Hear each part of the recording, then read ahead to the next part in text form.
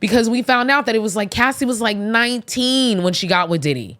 And he was in his 30s, okay?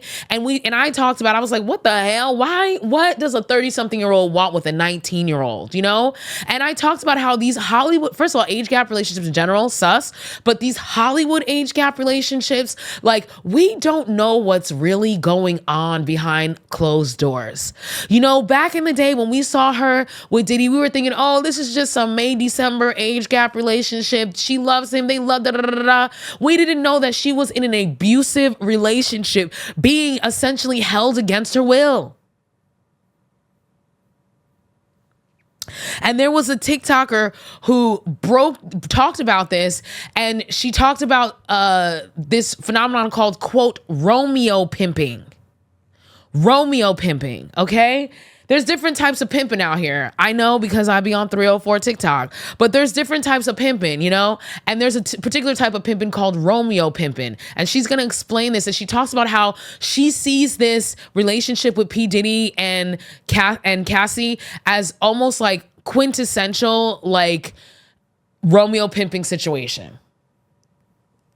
So what she alleged in her case, it describes the typical like Romeo pimp situation. And the reason why I know about that is because I, one, work in mental health, but two, so I've come across, you know, young women who have been basically tricked into these situations, but forced into them.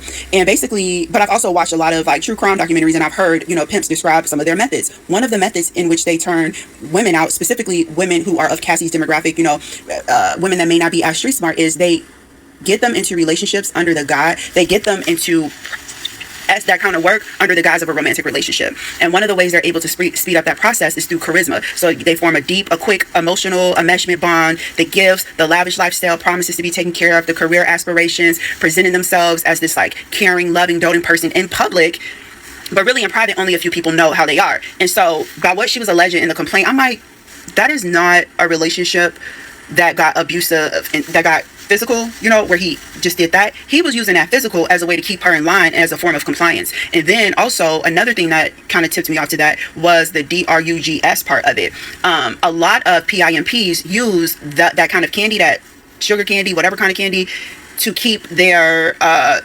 victims, especially strong-willed victims, into compliance so that they're not fighting back, and so it's easier for them to have their way.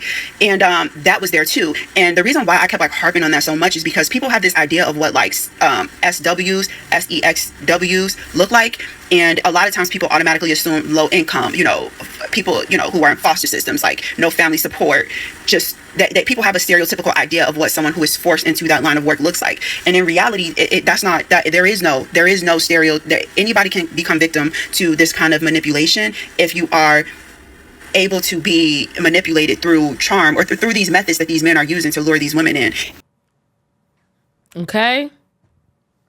So let's get into that real quick, right? First, she talks about the quote unquote Romeo pimping. So essentially what she's saying is like, you know, maybe to Cassie, in Cassie's mind, she was in a relationship, but this is a grift that these, you know, these types of predatory men who are legitimate pimps and also like, you know, whatever the hell P. Diddy was doing, this is a grift that they do. You know, they coerce you, they get you, they suck you in with all this like love bombing, you know, all the gifts, all the da-da-da-da, the charisma, like she talked about, the charm. We know that P. Diddy's a very charismatic and charming man, you know, and they basically trick you into becoming a sex worker by making you think that you're in love with them. Okay? We've heard about this, like, you know, in general, or at least I have, where women who are sex workers will talk about how their pimp is their boyfriend, right? Like that's a grift. That's how they keep you in emotionally. They suck you in emotionally, and they do that in order to then turn around and trick you into becoming a sex worker. Like you're thinking that you're in love and you're just doing these things for your man because your man is he's a freak and he wants to, and it turns out like, no, this motherfucker had been plotting on you since day freaking one. And that's what really concerns me about these Hollywood age gap relationships. It's like, what is really happening here? Is it really a relationship? or is something much more sinister really going on? And in Cassie's case, we learned that it was something much more sinister than we could have ever freaking understood.